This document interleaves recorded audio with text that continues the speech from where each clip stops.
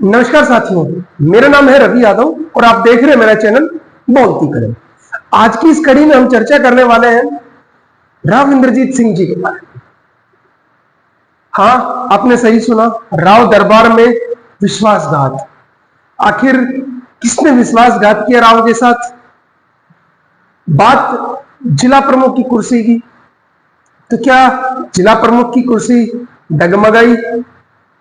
क्या वो सब घटनाक्रम था जो पिछले कुछ दिनों में चर्चाएं जो वास्तव में चल रही थी, उन चर्चाओं के पीछे असल बात क्या थी? हमने उसे डिकोड करने का प्रयास किया और इस चीज को समझने के लिए, सही तरीके से समझने के लिए हमें जाना पड़ेगा पंचायती राज के जब चुनाव हुए थे, वहां से रणनीतियां शुरू हो रही थी, उनको समझना पड़ेगा। और अगर इस पूरे वास्तुस्टॉक को समझना पड़ेगा तो कभी राव फ्रंट फुट पर रहे तो कभी बैकफुट पर। इस पूरी घटनाक्रम को समझने के लिए आपको एक बार ये पूरी विस्तृत जानकारी देखनी चाहिए।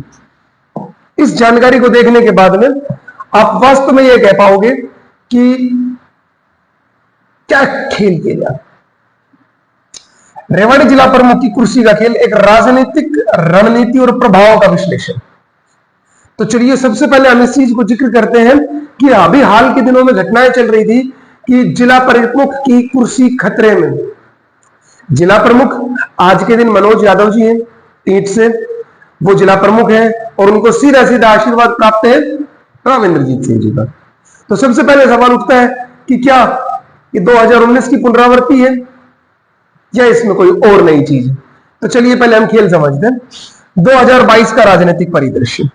जैसे ही पंचायत राज की चुनाव हुए, 18 सदस्यीय पार्षद समिति के चुनाव के बाद किसी भी एक गुट, हाँ यहां गुट से मतलब है, राव इंद्रजीत सिंह को लगभग एक दशक से भी लंबा समय हो गया भारतीय जनता पार्टी में, लेकिन गाहे बगाहे कुछ ऐसा प्रतीत होता है कभी भारतीय जनता पार्टी के कुछ पुराने समर्थकों की तरफ से कि वो उन्हें अपने अंदर पचा नहीं पाए हैं, या कई बार राव इंद्रजीत सिंह जी के सिपाही या जो उनके समर्थक हैं वो इस प्रकार की वेशभूषा या भाव से व्यक्त करते हैं कि राव साहब वहां एडजस्ट नहीं हो पाए। हालांकि राव इंद्रजीत सिंह ने कभी भी कोई भी ऐसा स्टेटमेंट नहीं दिया है या इस प्रकार की बातचीत नहीं रखी है कि वो पार्टी के समर्पित सिपाही ना लगे। वो हमेशा मोदी जी को अपना मित्र वो कहते हैं और पार्टी के एक समर्पित सिपाही की तरह काम कर रहे हैं। लेकिन मेरे जैसे एक आम आदमी वो इन सब चीजों में कहीं ना कहीं समझता है कि राव समर्थक और भाजपा समर्थक कहीं ना कहीं एक नहीं है, इनमें गाहे बगाए कुछ ना कुछ अंदर खाने खिचड़ी पक रही है। ये हम काफी लंबे समय से देखते आए हैं, चाहे वो नांगल चौधरी की बात हो, चाहे वो रेवाड़ी विधानसभा की बात हो, चाहे बावल विधानसभा की बात हो या कोसली विधानसभा की बात हो। ये तो था रेवाड़ी जिले की परिदृश्य में। अभी हाल ही के दिनों में कुछ घटनाएं हुई हैं, जैसे हमारी कह सकते हैं गुरुग्राम की, गुरुग्राम में मेयर बनाना हो, गुरुग्राम में राव साहब का ना जाना, मानेसर में निर्दलीय का समर्थन देना या उसके पक्ष में प्रचार के लिए भी मतलब कोई चीज ना ओपनली कहना पब्लिक डोमेन में, और फिर जो जीती ही थी मेयर थी डॉक्टर इंद्रजीत यादव, उनको भारतीय जनता पार्टी में शामिल करवाना, ये कहीं ना कहीं उस गतिरोध को हवा देते हैं। वास्तव में नहीं पता कि किस तरीके की चीजें चल रही हैं, वो तो राव साहब जाने और भारतीय जनता पार्टी जाने। तो चलिए अब हम जो हमें समझ में आता है उस चीज को हम समझते हैं कि 2022 में रेवाड़ी की जो 18 सदस्यीय जिला परिषद की समिति थी, उसमें किसी भी एक गुट को स्पष्ट बहुमत नहीं मिला। यहां केंद्रीय राव इंद्रजीत सिंह के कट्टर समर्थक एक महत्वपूर्ण अल्पसंख्यक थे। इसने जिला प्रमुख के प्रमुख पद को सुरक्षित रखने के लिए गठबंधनों के एक नई रणनीतिक खेल का मंच तैयार किया। मतलब 2022 में जब पार्षद संरचना थी, ये ब्लू डॉट है, ये राव के खास समर्थक, खास समर्थक जहां तक थे वो केवल 4 थे। कुछ ऐसे भी समर्थक रहे जो इस चुनाव के दौरान में कुछ ऐसे भी पार्षद रहे जिन्होंने इस घटनाक्रम का कहीं ना कहीं राव का विरोध किया, वो भी 4 रहे। बाकी तटस्थ जो थे वो थे 10 पार्षद। अब खेल शुरू हुआ यहां से। अब ये जो 2022 के चुनाव थे, ये कहीं ना कहीं राव इंद्रजीत सिंह जी के लिए भी झटका थे। कैसे, चलिए विश्लेषण करते हैं। चुनाव परिणाम और संख्या बल के विश्लेषण से ज्ञात होता है कि राव के कई समर्थक, जिनमें पूर्व उप जिला प्रमुख जगफूल यादव भी शामिल थे, चुनाव हार गए थे। लगभग हर वार्ड से जिस व्यक्ति को राव साहब का आशीर्वाद प्राप्त था, ज्यादातर जगह से वो साथी हार गए। लेकिन पब्लिक डोमेन में कहीं पर भी यह नहीं कहा गया कि राव साहब ने इनको समर्थन दिया था। वो उनके समर्थक जानते थे या वो कैंडिडेट जानते थे कि किसकी ओर इशारा किया गया है। यह राव की व्यक्तिगत शक्ति के लिए एक बहुत बड़ा झटका था, जिससे उनका संख्या बल केवल मात्र 4 तक सीमित रह गया। इस सीमित संख्या बल के बावजूद जिला प्रमुख के पद पर मनोज कुमार टीट या मनोज यादव टीट और उप जिला प्रमुख पर नीलम रायपुर को निर्विरोध निर्वाचित करना एक बहुत बड़ी राजनीतिक जीत थी। यह जीत संख्या बल से अधिक रणनीतिक कौशल पर आधारित थी। मतलब केवल 4 समर्थकों के दम पर जो राव साहब के थे, बाकी कुछ संगठनात्मक मदद रही और कुछ निर्दलियों के साथ मिलकर उन्होंने गठबंधन किया और जिला प्रमुख पर अपनी पसंद का उम्मीदवार और उप जिला प्रमुख पर अपने खास सिपह सालार को एडजस्ट किया। अब ये जो 2022 में एक हिसाब से हम कह सकते हैं ना कि सत्ता पर कब्जे की रणनीति, क्या ये कोई बाड़ेबंदी थी या कहने को ये निर्विरोध चुनाव था? चलिए इस पर भी चर्चा करते हैं। निर्वाचन के दिन, मतलब जिस दिन जिला प्रमुख का चुनाव होना था, उस दिन विरोधी खेमे के 4 पार्षद बैठक में 50 मिनट की देरी से पहुंचे। यहां यह स्पष्ट करना भी जरूरी है कि उस समय उन 4 पार्षदों ने यह भी कहा था कि शासन और प्रशासन की मिलीभगत के कारण वो लोग समय पर नहीं पहुंच पाए या उन्हें मीटिंग के अंदर जाने की इजाजत नहीं दी गई। यह भी विवाद उठा था उस समय, जिसके कारण उन्हें नामांकन दाखिल करने का अधिकार नहीं दिया गया। इससे नाराज होकर इन 4 पार्षदों ने बैठक का बहिष्कार कर दिया और बाहर आ गए। बैठक में मौजूद रहे 14 पार्षद। मतलब ये एक तरीके की बाड़ेबंदी के बाद राव ने ये लड़ाई 4 वर्सेस 14 में कर दी। यहां पर केवल मनोज कुमार और नीलम रायपुर ने नामांकन दाखिल किया और इस तरह वो निर्विरोध चुन लिए गए। यह असाधारण परिणाम सुनील मुसेपुर जैसे रणनीतिकारों के कुशल प्रबंधन और बाड़ेबंदी की रणनीति का परिणाम था। चर्चाएं तो यहां तक भी थी कि ये 14 पार्षद 2 अलग अलग ट्रिप में भ्रमण के लिए भी ले जाए गए थे। हालांकि कितनी सत्यता है वो आप सभी जानते हैं इस चीज में। चुनाव परिणाम आने के तुरंत बाद सुनील मुसेपुर ने पार्षदों से संपर्क साधना शुरू कर दिया था। एक घटना दिखाती है कि राव का नेतृत्व सीधे मैदान में उतरने के बजाय पर्दे के पीछे से काम करता है। तो मतलब 2022 में 4 वर्ष 14 हो गए। मतलब ये 4 पार्षद शुरू के दिन से, जिस दिन से जिला प्रमुख के लिए चुनाव होना था, उस दिन से ये राव का विरोध कर रहे थे। अब आते हैं, केवल 4 समर्थित पार्षदों के बावजूद राव इंद्रजीत सिंह ने एक शानदार गठबंधन बनाया। तटस्थ गुट से भाजपा संगठन के सदस्यों और निर्दलीय पार्षदों के साथ मिलकर एक सत्ताधारी बहुमत बनाया। इस कदम ने एक वफादार समर्थक के लिए उप जिला प्रमुख का पद सुरक्षित किया, जबकि गठबंधन को मजबूत करने के लिए तटस्थ सदस्य को शीर्ष पद दिया। यह थी घटनाक्रम 2022 की। इससे आपको समझ में आ गया होगा कि कौन कौन साथी राव के विपक्ष में थे, कौन कौन साथ आए थे। अब इससे बाद की घटनाक्रम शुरू होता है। एक चुनौती का उदय, मतलब 2025, करीब 2.5 साल बाद इस गठबंधन को एक महत्वपूर्ण चुनौती का सामना करना पड़ा।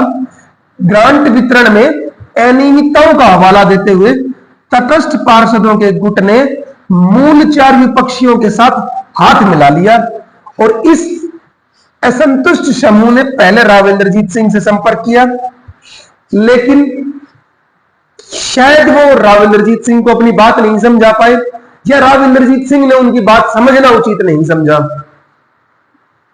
और राजनीतिक गतिरोध पैदा हो गया।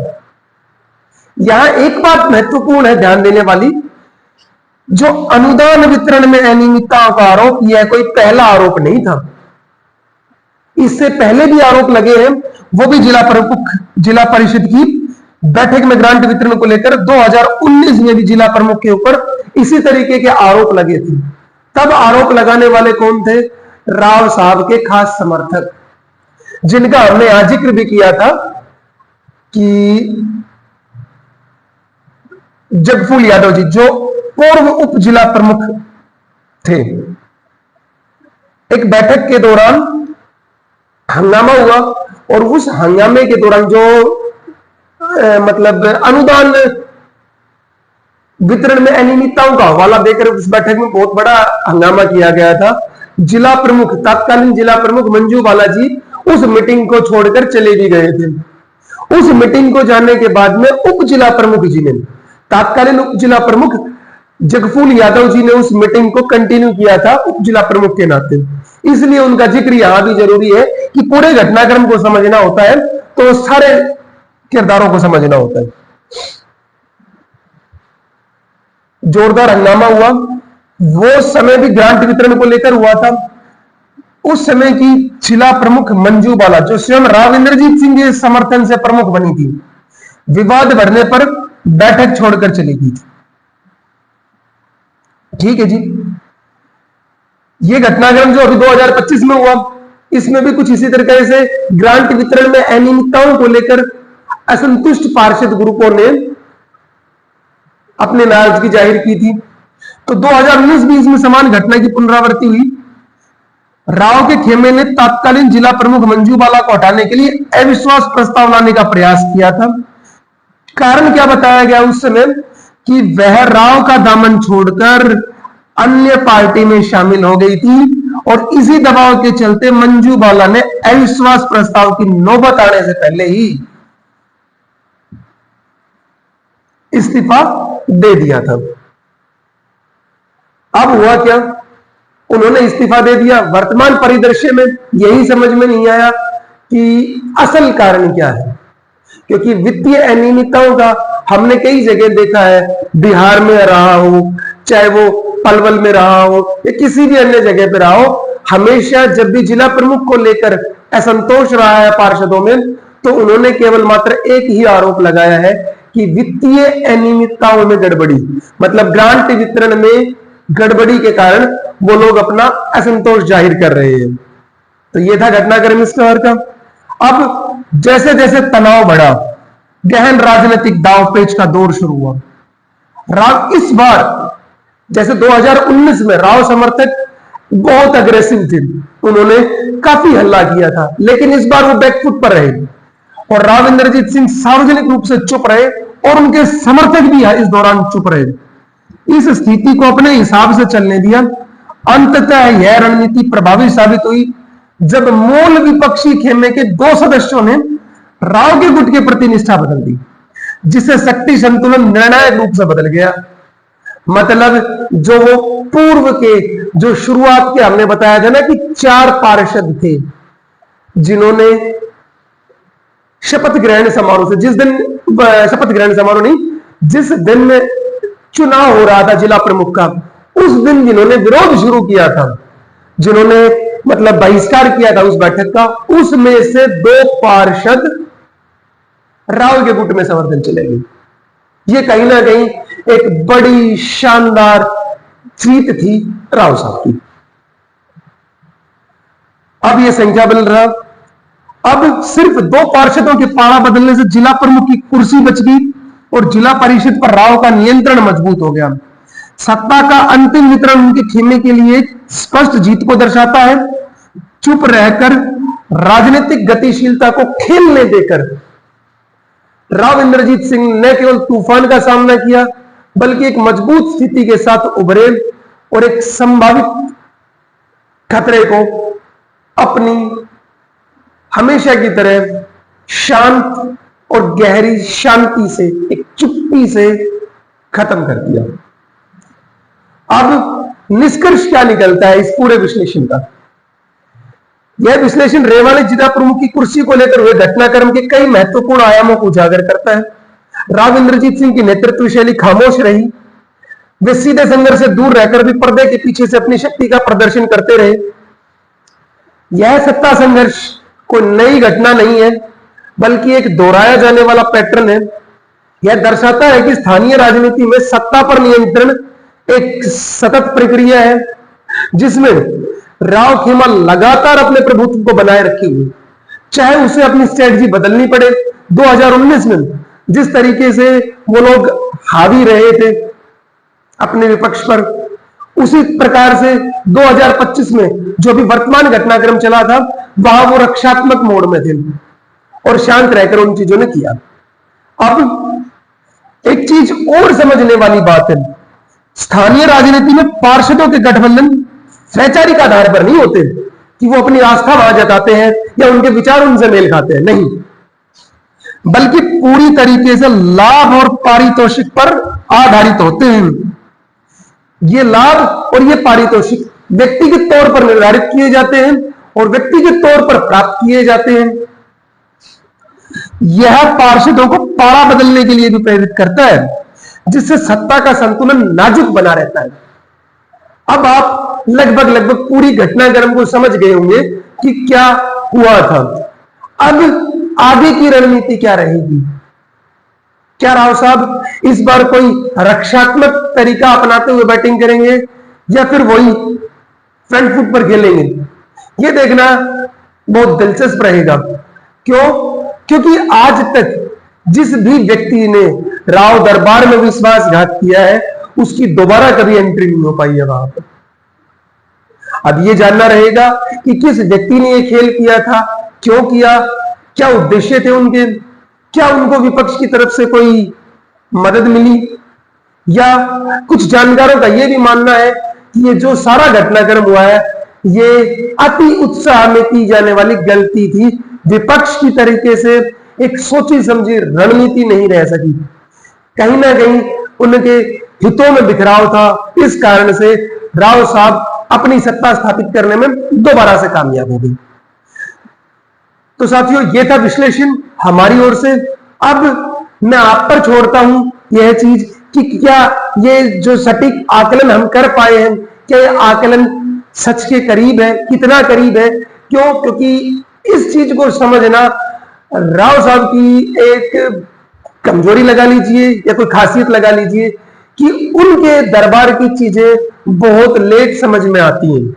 जैसे चाहे वो डिनर डिप्लोमेसी रही हो कि डिनर होने के महीनों बाद में लोगों तक सार्वजनिक तौर पर पता चला कि 12 के आसपास विधायक थे, वो आरती जी के मतलब बंगले पर मिले, राव साहब ने उनको भोजन दिया था, जो ट्रीट दी थी, उसका रहा हो, या फिर ये जिला प्रमुख की कुर्सी को लेकर जो खींचतान रही है, वो भी धीरे धीरे बाहर आ रही है।